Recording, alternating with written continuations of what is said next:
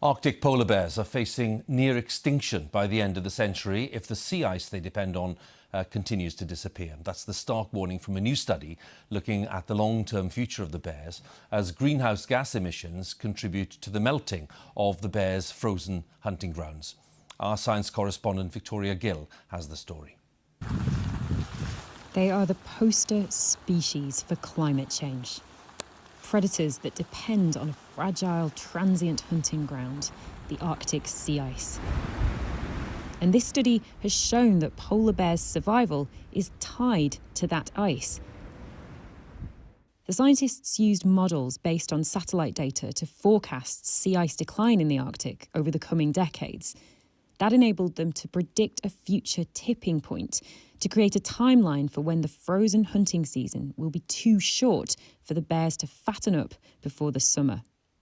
At the current rate of warming, the researchers say all but a few polar bear populations will collapse before 2100. With less fat, they're entering a fasting season that's longer than it used to be. So is that now unavoidable? Are we already on that trajectory to just lose polar bears?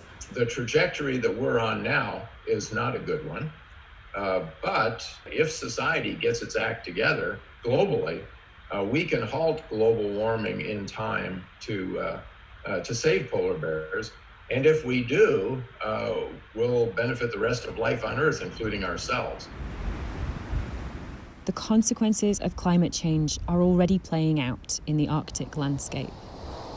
And this new timeline, the researchers say, is a stark reminder that the survival of an entire species is at stake. Victoria Gill, BBC News.